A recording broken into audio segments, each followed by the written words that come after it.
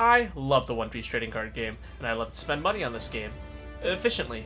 Buying singles for your deck has always been the most cost-effective way of building a deck, but in this challenge, we throw that all away. Each week, I use a budget of $30 to open sealed product in the hopes of adding new cards to our deck. But since we can only play cards in our color, any cards we can't use, we can trade away. And there are additional buffs locked behind certain challenges. Join me in my journey as I rise up to become the King of the Pirates. You're watching One Piece from Scratch.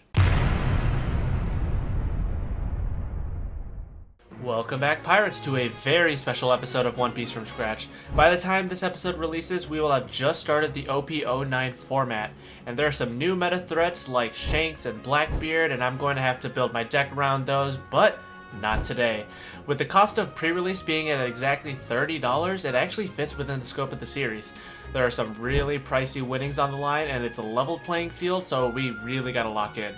Prices that appear on the screen for today's episode are going to be the TCG player pre-sale prices, scaled down by like 15 or 20% to account for generally inflated prices. But that being said, if I pull some heat, we can definitely take advantage of some low supply to hopefully make some trades. And without further ado, let's hop right into the opening.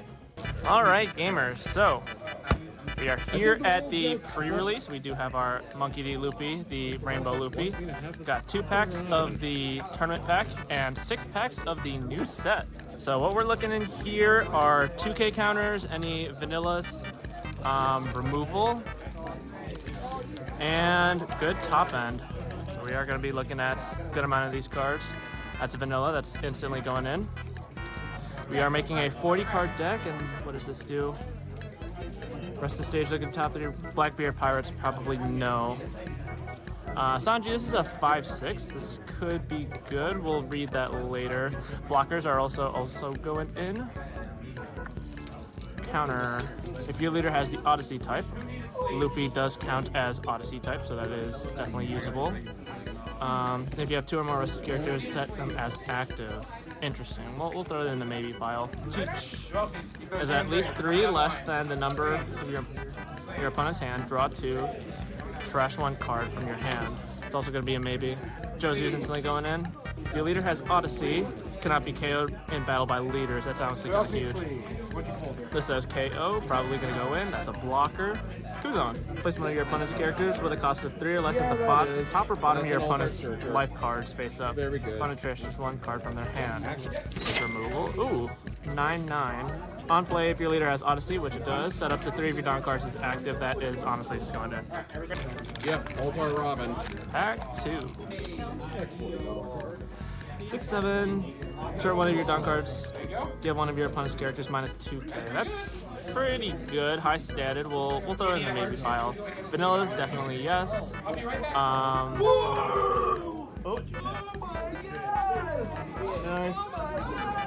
You got the Altar. Someone pulled the manga. Dang. Okay. Blocker, yep. Double attack. Honestly, 9/10. That's gonna be a maybe. That'll be a maybe. Vanilla, yes. That's a KO. Leader has cross skill. Play 1 card with a cost of 5 or less other than Elvita from your hand. Oh, that's gonna be pretty good. I feel like this pile is stacking up really fast. Cannot activate blocker. That is low statted though. If your leader has Blackbeard Pirates, minus 3. Probably not. Ooh, Limb. On play, look at top 5. That is a Odyssey Searcher. I don't think we'll be using that, but that is going to be nice for trade bait. I know a lot of people have that Limb card in mind. Wish that was a better alt-art hit, but can't complain. Rest of the stage. Blackbeard Pirates, give 1 of your opponent's characters minus... Oh, honestly, that's pretty good, just as a recursive card. 1 Dawn card from your field's return, up to 1 of your leader characters. And no, oh, that's a 2k counter actually. Forgot to be looking for 2k counters. So yeah, this lime juice is definitely gonna go in. Okay. 5/6, it's a maybe. Vanilla going in. This is gonna be a maybe. Maybe vanilla going in. If you have 2 or more rested characters, up to 1 of your opponent's characters cost rest up to 1 of your opponents. Oh, it's a 2k as well. Going in, 2k. Kuzan, we said we were going to put him in, and let's see. Return 1 or more of your Dawn cards to your field. This character gains Rush. then rest one of your opponent's characters cost 6. That is huge. Nice. So yeah, we're accumulating a whole lot of cards that we can use already. We still have 3 packs to go. I think we're gonna have to trim this down a little bit. I'm thinking maybe the things that are conditional on stuff being rested will probably make its way out. Just tentatively, 2K, cool. That's Blackbeard Pirates, Vanilla. Probably not. We'll revisit. Dominance 2. Rest one of your opponent's characters with a cost of 5 or less, then draw 1 card. Ooh, that is really good. Wow. Vanilla. Return one of your opponent's characters with a cost of 6 or less to the owner's hand. That's going to be pretty good. KO one of your opponent's characters with a cost of 3 or less and the trigger. Yep. It seems too conditional. 5/5. Set one of your Kid Pirates type leaders as active. Oh. That might be decent. We'll throw it in a maybe. That's pretty good. Trash 2 cards from your hand, draw 2 cards. Good here. Cody got That's a 2K. Luffy. Cannot be KO'd by your opponent if your leader has Blackbeards. Gains 1,000 for every 4 cards in your trash. That's going to be good. And we have another blocker. Draw 2, trash 1 from your hand. That's instantly going in. And a regular Roger. Okay, maybe we gotta be a little bit more selective on what instantly goes in. There you go. Morley, Vanilla, blocker. We're gonna just say no for now. When your Straw Hat character is removed from the field by your opponent's deck, add 1 Dawn card from your Dawn deck. Straw Hat character, that's a little bit more specific. We're gonna put that here. Play up to 1 monster from your hand. We're gonna say no. 2 or more rested characters, we'll put them in maybe. Vanilla, yes. Just have a Rainbow Luffy on hand in case you don't remember. Negate the effects of up to one of your opponent's characters during this turn. Then if that character has 4 costs, I don't think there's a whole lot of passive effects, so we're gonna have to say no. Give one of your no. That's 2K and Yasop. One of your leaders gains 1K until the end of your opponent's turn. That is gonna be cool. And last pack. So I think we're doing pretty well on our hits. We did get a decent amount of SRs and we did get the alt arts, so at least we're walking away with some value here. You may place 2 cards from your hand at the bottom of your deck in any order. Rest this stage. If your leader has cross skill, draw 2 cards. Honestly, that seems kind of interesting, but we are already playing a stage. Maybe. We'll put that in maybe. No. 1 attacking. No. Maybe. If your character Oh, yes. Bonk Punch yes, would be but you have KO'd. to No. block your leader. Black Vortex. Negate one of your opponent's leader characters. Give that card -4. But that is a counter. But it's only out when attacking, so we'll put that in maybe. Vanilla, yes. Put you in no for now. No. 2K, yes. Verona. And add 1 revolutionary. Oh, that's a search. No, that's not a search. Add 1 revolutionary army type character card from your hand to the top of your life, face up or down. Then if you have 2 or more life cards, add 1 card from the top of your life. Okay. Probably not on that. So we do have a lot of stuff that we can build a deck with. We'll cut to what I decide to play. Oh, wait. We do have these. We can use these. Hopefully we get some good stamped cards. Got the... Oh, it's a 2nd anniversary. That's pretty cool. Very nice. It's vanilla, probably going in. And probably not good. We'll throw that aside since it's stamped. And last pack, Chopper. So one of your Odyssey. 4 or less is active. And then give one of your opponent's characters minus 3K during this turn. And if your opponent has character 5,000 or more, draw 1 card. Ooh, that'll be a maybe. All right. Finally, we do get the Rainbow Luffy as well as this Luffy and Dawn. I think we can play this, and this does say return, so it'll probably make its way in. I say that, but we'll see. We got 1 more pack and a welcome pack that we were okay to throw into the deck, so we've actually got a little bit more to go through. I did count out everything that I pulled. Oh my gosh, let's go! Got something? Yeah, that's the alt-art leader. You got a leader. Okay, lock in. Oh, I think we didn't pull that out. That's a blocker. We'll throw that in the pile. No, that's a removal. We'll consider it. That's 2 kids. We'll here. Blocker, counter. We'll read that later. vanilla that is going to be here. Add 1 Dawn card from your Dawn deck and set it as active. Okay, that's a 2/5. Yeah, no, thank you. We'll throw that here. That's removal. That's a 2K. I think we could use like pretty much everything from this pack. That's a blocker. And we got the Shanks Alt Art Leader. Money. That is going to be some crazy trade bait. I know some people who are going to be after that. Honestly, I'll be able to... Uh-oh, who's that guy? Yeah. So yeah, this will definitely be traded off by the end of the episode. Almost forgot the welcome pack. And we got Frankie, another 2K. Wow. Okay, we are like actually super stacked. Let's record this a little faster while I still have time, but we're not going to go over every single card, mainly the general composition of the build. So we've got a whole lot of 2Ks, 3, 4, 5, 6, 7, 8, 9, 10, 11, 12 2Ks, and some of them are pretty playable, especially like the Professor Clover, since that'll search any trigger, so we can even search events. We have 1, 2, 3, 4, 5, 6, 7, 8 blockers. So yeah, pretty much every blocker that we put in here. We've got the Red Force. I think this will be good just as like a general minus 2K on our turn to one of our opponent's characters.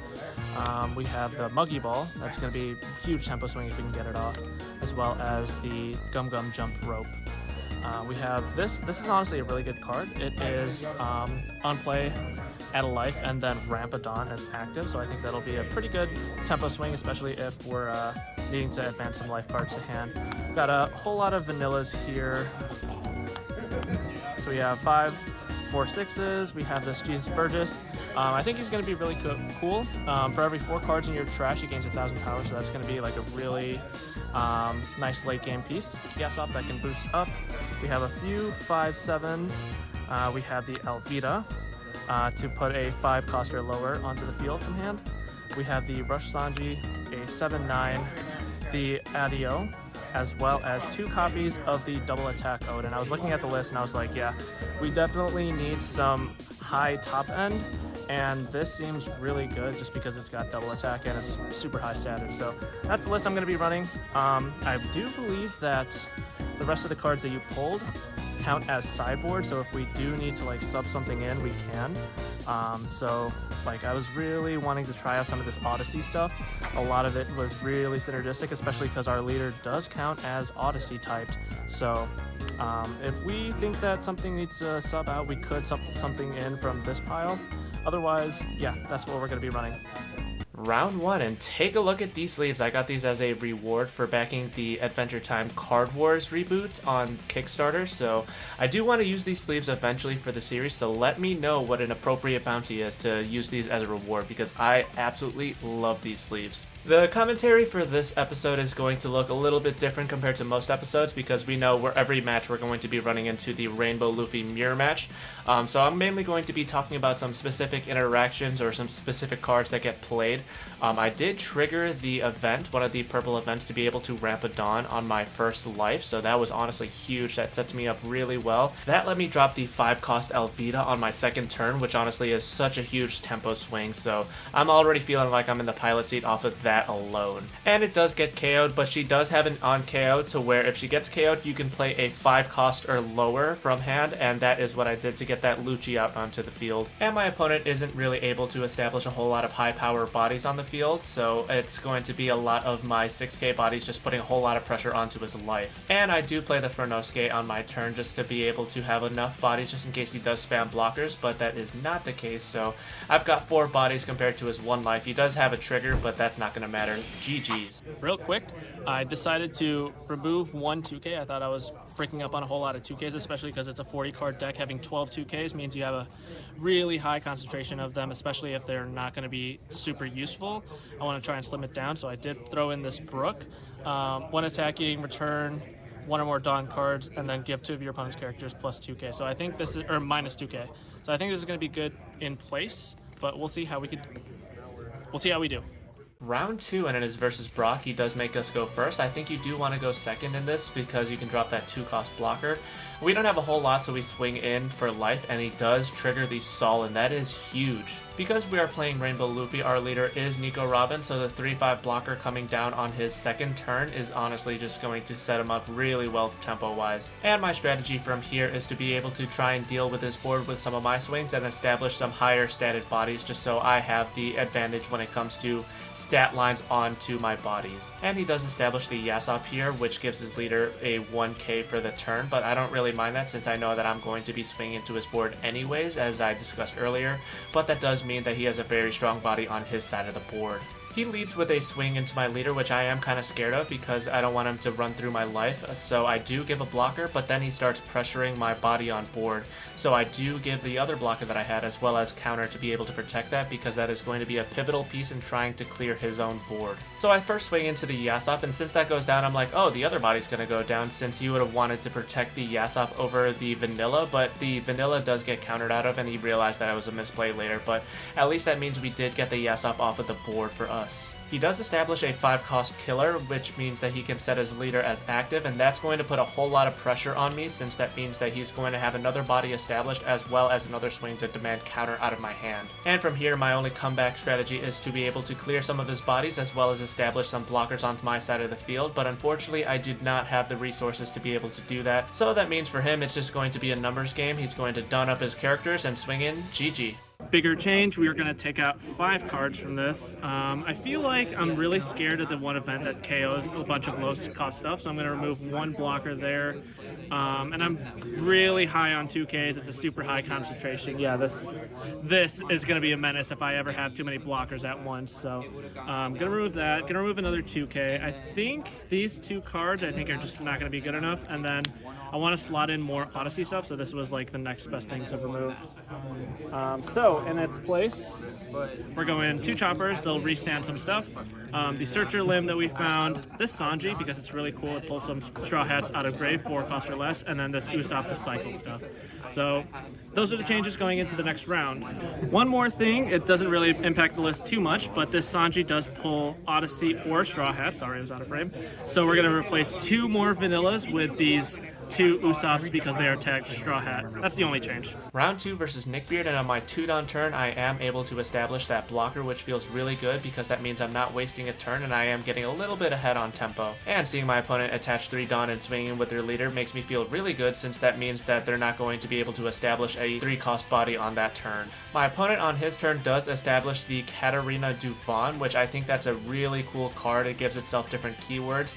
But then on my turn, I do establish one of the greatest cards in the sealed format, which is going to be that Doflamingo. He is going to be a 6k body with blocker, and if you have multiple rested bodies on your side of the field, then he can restand himself as active. So he's not only pressure on our turn, but he is also some defense on our opponent's side. We have a really good board advantage here, so if I can squash the rest of his board, then I'm going to feel really good about the rest of the game. So I do commit a few swings into his board, and then I do play the blocker. Since our Doflamingo does count himself as rested, we only need to do 1 more swing with a character to activate his effect to be able to set him as active at the end of our turn. Jean Bart does come down to KO one of my blockers, and my Doflamingo did get rested off of an event, but we do have a second blocker to be able to to be able to block that second swing from that Nico Robin. So we're still in a really good board spot here, and I do drop the Adio. Adio is going to set 3 Dawn as active when he's played, and he's going to give us a free 2k counter every turn, and on top of that, he is really high statted, so he's just going to be a huge menace as we go into the late game here.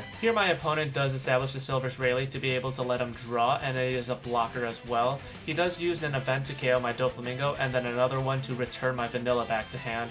And I do counter out of the swing instead of using Adio because I thought he was going to swing with the rest of his board, which he didn't, so I could have used Adio's effect to gain counter, but I was still ready for the worst option there. I established a 5-7 and then passed a turn. He does swing huge into my Adio, but he told me he did forget about his effect, so we are going to use its effect to gain 2k counter and then drop a 1k to be able to protect it. There's no more pressure coming into my board, and I am ahead on life, so I am fine with taking the life there. He does drop the blocker, and it is back to me. I've got some pretty high statted bodies, so I'm going to go pretty aggressively trying to swing into that Jean Bart. The first one does get blocked out of, and then the second one does get a counter event out of hand. And I've got nothing going on in my hand right now, so I do commit that last swing into Jean Bart, and of course it goes down, and I do make sure to keep one Don active for the audio effect to be able to give an extra 1k counter, which I do use here to be able to get out of that 6k swing coming into life. He drops 2 blockers and then passes back. Since he vomits his whole hand on that first swing, I am going to keep on swinging, and that's going to demand the blockers, and then he does take that 1 life. I do pass it over, but he doesn't see a way out, so that's GG. Coming into game 4, it is versus Drowsy Jake, and we are made to go first, which unfortunately for us, that means that we aren't going to be dropping the 2-cost blocker on curve, but fortunately for us, we are still able to drop that Rosinante, but on his 4-Don turn, he immediately blows it up, so, whatever. And on my 5-Don turn, we're going to start with swinging into life and then establishing the MVP of the deck, Doflamingo. And on his turn, he does establish the 6-cost Brook, which could be a problem since the minus 2k does mean that he can drop my Doflamingo to a 4k body, which means that we don't get the extra little bit of protection of it being a 6-drop or a 6k blocker. And he does use the effect here, and honestly, I think it is a little bit too early to be activating that since he is only going to commit 1 swing into life. It would have gotten a whole lot more mileage if he did put a whole lot more pressure onto my life, and that Don -1 is going to hurt his ability to be able to put out a little bit more meaningful bodies, especially in the mid game. And on my turn, I am able to clear his board and establish a very strong board of my own, being able to get that Doflamingo blocker back up. And on his turn, he does establish a Doflamingo blocker of his own, as well as the Frankie blocker to be able to draw cards, which is super cool. That Frankie is going to let him do a Don -2 and trash a card to be able to draw 2 cards, digging deeper into his deck. Black Vortex trigger here is going to negate the effect of my Doflamingo to be able to set it as active at the end of my turn, but that's fine since I have another blocker in the Dracula Mihawk. My opponent is going to start by swinging big into my Doflamingo, which I let it go, and then he establishes a Dracula Mihawk of his own. And then back to my turn, I am going to try and make some pretty big plays here. I do start off my turn by playing that Sanji, being able to rest a 6-cost, which is going to be his blocker, and then I'm going to commit some big swings into his board. He is going to give me that Frankie blocker for this first swing, and then counter for the second, and then on the third, since the Sanji has rush, he is going to let him die. And then I'm going to commit the rest of the swings into life. He does trigger a card here, which gets him get a draw 3 and trash 2. He does give me counter for this next swing, but doesn't have a whole lot when it passes back to him, so he can seize, and that's GG. Alright. Congratulations.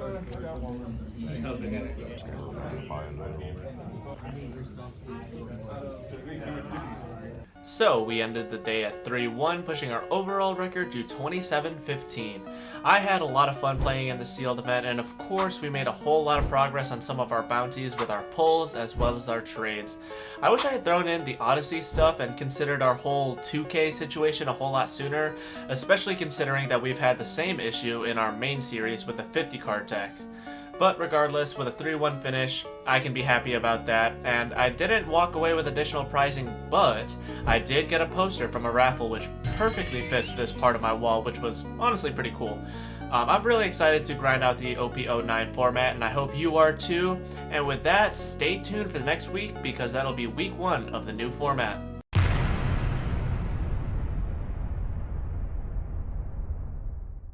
Thank you so much for watching. If you like the content, drop a like and sub to the channel. The more subscribers we get, the closer we inch to the big sub bounty. And speaking of bounties, don't forget to leave a comment suggesting your new bounty. New waves of bounties drop every 5 episodes. And while you're down there, let me know your thoughts on today's episode. Until next time, drink your water, pass out love, hugs, kisses, mwah.